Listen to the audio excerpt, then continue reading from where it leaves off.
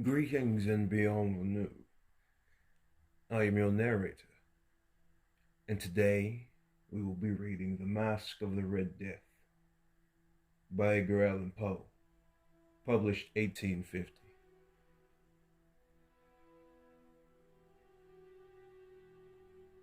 The Red Death had long devastated the country. No pestilence had ever been so fatal or so hideous. Blood was its avatar and its seal, the redness and the horror of blood. There were sharp pains and sudden dizziness, and then profuse bleeding at the pores with dissolution. The scarlet stains upon the body, and especially upon the face of the victim, were the pest ban which shut him out from the aid and from the sympathy of his fellow men, and the whole seizure, progress, and termination of the disease were the incidents of half an hour. But the Prince Prospero was happy and dauntless and sagacious. When his dominions were half depopulated, he summoned to his presence 1,000 hale and light-hearted friends from among the knights and dames of his court, and with these retired to the deep seclusion of one of his castellated abbeys. This was an extensive and magnificent structure, the creation of the prince's own eccentric yet august tastes. A strong and lofty wall girdled it in. This wall had gates of iron. The courtiers, having entered, brought furnaces and massy hammers, and welded the bolts. They resolved to leave means neither of ingress or egress to the sudden impulses of despair or of frenzy from within. The abbey was amply provisioned. With such precautions, the courtiers might bid defiance to contagion. The external world could take care of itself. In the meantime, it was folly to grieve or to think. The prince had provided all the appliances of pleasure.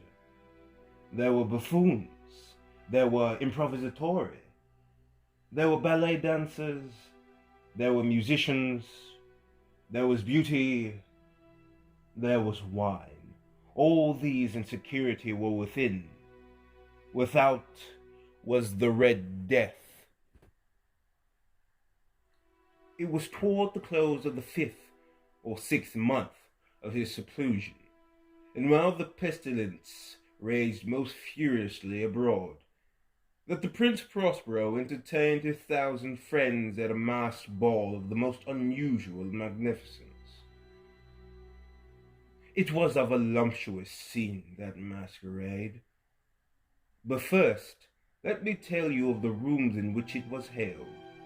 There were 7, an imperial suite. In many places, however, such suites form a long and straight vista, while the folding doors slide back nearly to the walls on either hand, so that the view of the whole extent is scarcely impeded. Here, the case was very different, as might have been expected from the Duke's love of the bazaar. The apartments were so irregularly disposed that the vision embraced but little more than one at a time. There were sharp turns at every 20 or 30 yards, and at each turn a novel effect. To the right and left, in the middle of each wall, a tall and narrow Gothic window looked out upon a closed corridor which pursued the windings of the suite. These windows were of stained glass, whose color varied in accordance with the prevailing hue of the decorations of the chamber into which it opened. That at the eastern extremity was hung, for example, in blue, and vividly blue were its windows. The second chamber was purple in its ornaments and tapestries, and here the panes were purple. The third was green throughout, and so were the casements. The fourth was furnished and lighted with orange, the fifth with white, the sixth with violet. The seventh apartment was closely shrouded in black velvet tapestries that hung all over the ceiling and down the walls, falling in heavy folds upon a carpet of the same material and hue. But in this chamber only, the color of the windows failed to correspond with the decorations. The panes here were scarlet, a deep blood color. Now in no one of the 7 apartments was there any lamp or candelabrum. Amid the profusion of the golden ornaments that lay scattered to and fro or depended from the roof, there was no light of any kind emanating from lantern or candle within the suite of chambers. But in the corridors that followed the suite, there stood opposite to each window a heavy tripod bearing a brazier of fire that projected its rays through the tinted glass and so glaringly illuminated the room, and thus were produced a multitude of gaudy and fantastic appearances.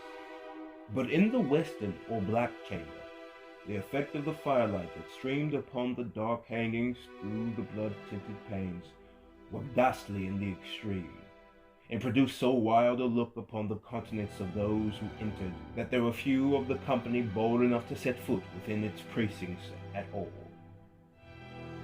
It was in this apartment, also, that there stood against the western wall a gigantic clock of ebony.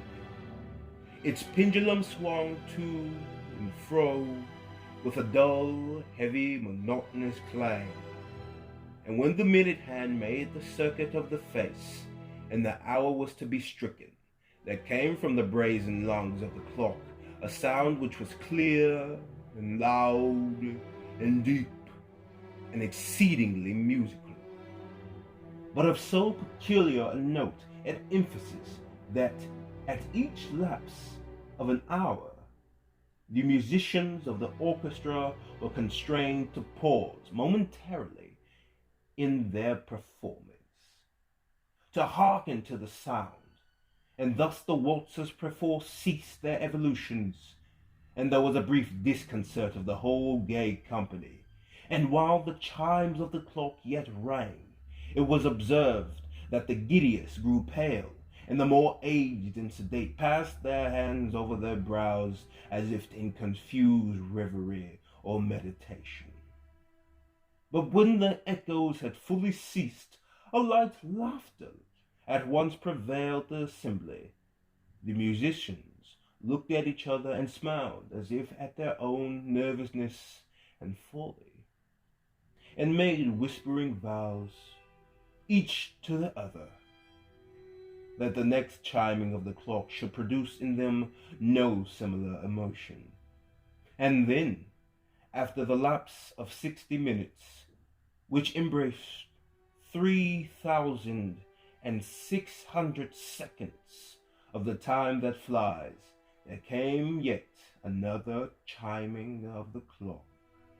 And then, with the same disconcert and tremulousness and meditation as before. But in spite of these things, it was a gay and magnificent revel. The tastes of the dukes were peculiar. He had a fine eye for colors and effects. He disregarded the decora of mere fashion. His plans were bold and fiery, and his conceptions glowed with barbaric luster. There are some who would have thought him mad. His followers felt that he was not. It was necessary to hear and see and touch him to be sure that he was not. He had directed in great part the movable embellishments of the 7 chambers upon occasion of the great fete, and it was his own guiding taste which had given character to the masqueraders. Be sure they were grotesque. There was much glare and glitter and piquancy and phantasm. Much of what has been seen in Hernani. There were arabesque figures with unsuited limbs and appointments. There were delirious fancies such as the madman's fashion. There was much of the beautiful much of the wanton, much of the bizarre, something of the terrible, and not a little of that which might have excited disgust. To and fro in the 7 chambers there stalked, in fact, a multitude of dreamers, and these, the dreamers, writhed in and about, taking hue from the rooms, and causing the wild music of the orchestra to seem as the echo of their steps. And, anon, there strikes the ebony clock, which stands in the hall of the velvet, and then, for a moment, all is still, and all is silent, save the voice of the clock. The dreams are stiff, frozen, as they stand. But the echoes of the chime die away. They have endured but an instant, and a light, half-subdued laughter floats after them as they depart. And now again the music swells, and the dreams live and writhe to and fro, more merrily than ever, taking hue from the many tinted windows through which stream the rays from the tripods. But to the chamber which lies most westwardly of the 7, there are now none of the maskers who venture, for the night is waning away, and there flows a ruddier light through the blood-colored panes, and the blackness of the sable drapery appalls, and to him whose foot falls upon the sable carpet, there comes from the near clock of ebony a muffled peal more solemnly empathetic than any which reaches the ears who indulge in the more remote gaieties of the other apartments. But these other apartments are densely crowded, and in them beat feverishly the heart of life, and the revel went whirlingly on until at length there commenced the sounding of midnight upon the clock. And then the music ceased, as I have told, and the evolution of the waltzers were quieted, and there was an uneasy cessation of all things as before. But now there were 12 strokes to be sounded by the bell of the clock, and thus it happened, perhaps, that more of thought crept, with more of time, into the meditations of the thoughtful among those who reveled, and thus, too, it happened, perhaps, that before the last echoes of the last chime had utterly sunk into silence, there were many individuals in the crowd who had found leisure to become aware of the presence of a masked figure which had arrested the attention of no single individual before. And the rumor of this new presence having spread itself whisperingly around, there arose at length from the whole company a buzz or murmur, expressive of disprobation and surprise, then, finally, of terror, of horror, and of disgust.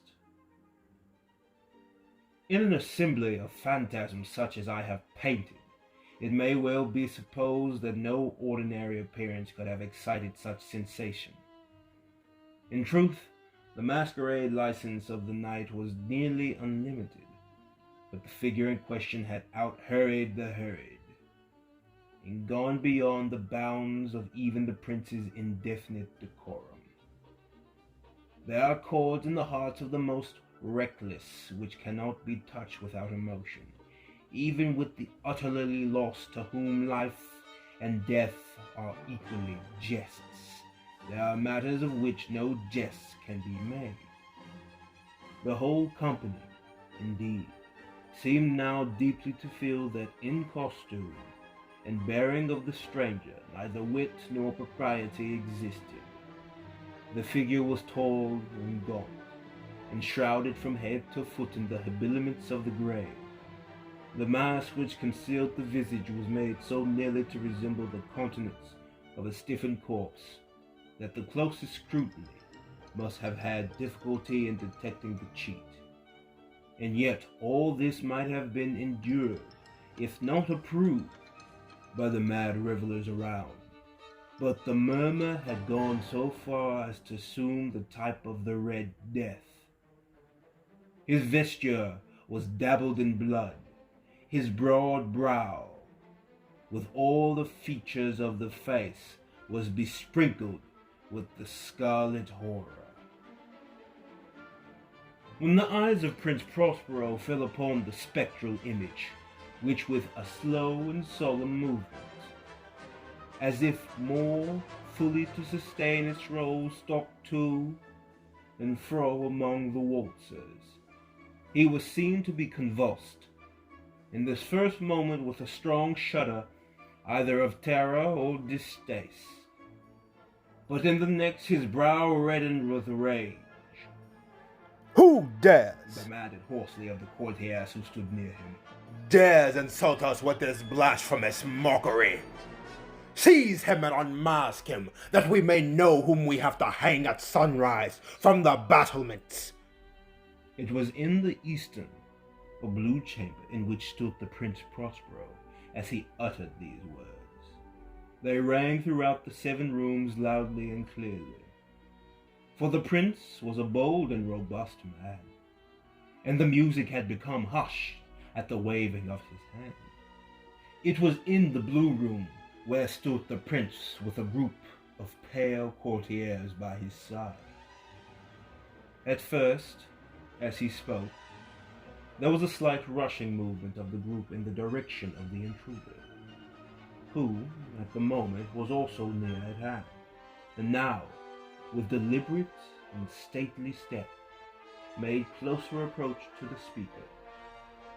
But from a certain nameless awe, with which the mad assumptions of the murmur had inspired the whole party, there were found none who put forth hand to seize him, so that unimpeded he passed within a yard of the prince's person, and while the vast assembly, as if with one impulse, shrank from the centers of the rooms to the walls, he made his way uninterruptedly, but with the same solemn and measured step which had distinguished him from the first, through the blue chamber to the purple, through the purple to the green, through the green to the orange, through this again to the white, and even thence to the violet, ere a decided movement had been made to arrest him.